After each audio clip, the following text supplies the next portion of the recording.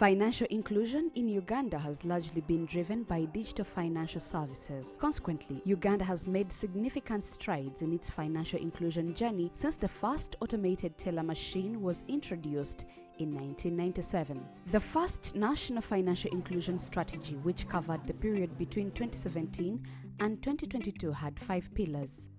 The first pillar was to reduce financial exclusion and access barriers to financial inclusion. The second pillar was to develop the credit infrastructure for growth. Pillar 3 sought to build out digital infrastructure for efficiency. Pillar 4 aimed to deepen and broaden formal savings, investment, and insurance usage.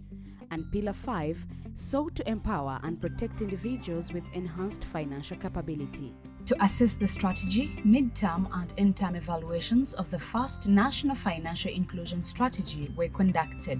The evaluations found that significant progress was made in expanding delivery channels and reducing exclusion barriers. For instance, usage of formal financial institutions grew from 54% to 66% between 2017 and 2021.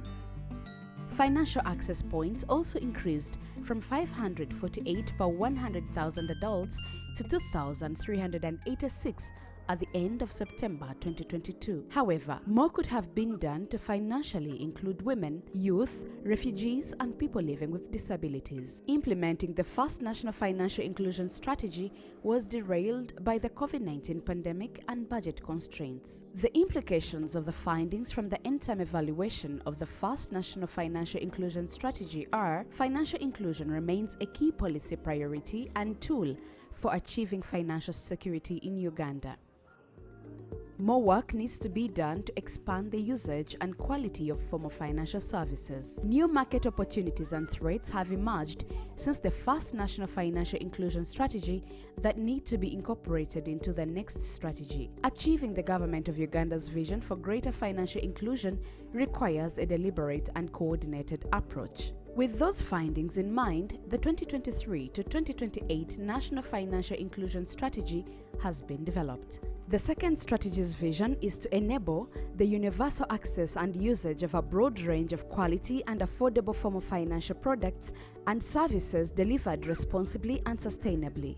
The strategy has 5 pillars and is dependent on 3 key enablers: public and private sector commitment and coordination, policy, legal and regulatory environment and supervisory capacity, enabling infrastructure capacity and security. Pillar 1 seeks to reduce financial exclusion and access barriers to formal financial services.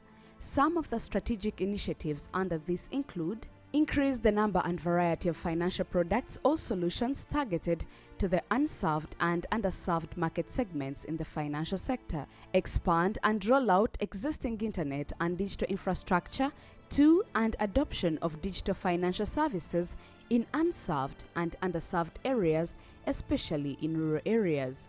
The second pillar aims to deepen and broaden the usage of quality and affordable formal financial products. Some of the strategic initiatives under this include: facilitate and promote the active usage of financial services by the unserved and underserved market segments in the financial sector. Facilitate and promote the development of best practices in collateral management.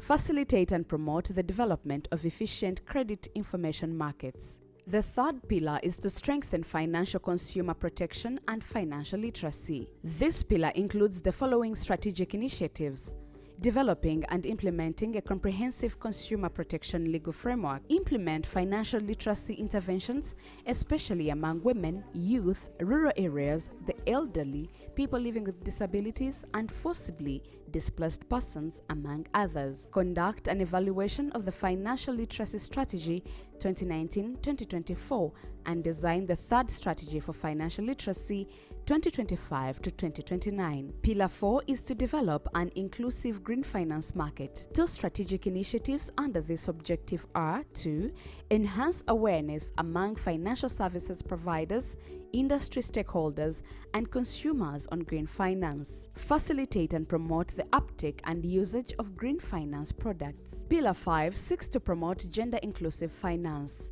It includes the following strategic initiatives: financial literacy and digital literacy training for all genders in diversity, increase and improve access and affordability of gender-responsive financial services. The governance structure of the 2023 to 2028 National Financial Inclusion Strategy consists of a steering committee co-chaired by the Minister of Finance, Planning and Economic Development and the Governor of the Bank of Uganda. Members of the committee will consist of the heads of the Insurance Regulatory Authority, Financial Intelligence Authority, Uganda Retirement Benefits Regulatory Authority, Capital Markets Authority, Uganda Microfinance Regulatory Authority, and a newly added critical stakeholder to financial inclusion, the National Identification and Registration Authority. Reporting to the steering committee will be the Interinstitutional Committee on Financial Inclusion,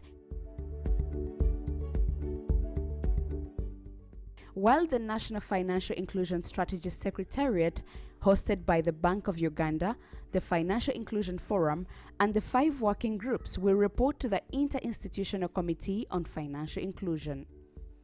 The membership includes the public and private sector, development partners, civil society representatives, and industrial associations, among others. Financial inclusion under the 2023 to 2028 National Financial Inclusion Strategy will largely be driven by developing robust payments interoperability, including the national switch, expanding and rolling out existing internet and digital infrastructure to the unserved and underserved areas, facilitating and promoting the development of an efficient credit information market, developing innovative products and services that meet the needs of the unserved and underserved segments of the population. In addition, strong commitment and effective coordination of relevant stakeholders, including policymakers, regulators, supervisors, development organizations, and the private sector, will be critical for the effective implementation of the NFIS. Commitment from each stakeholder implies their willingness to invest time and resources in implementing the action plan and to coordinate within a well-functioning and adequately resourced coordination structure.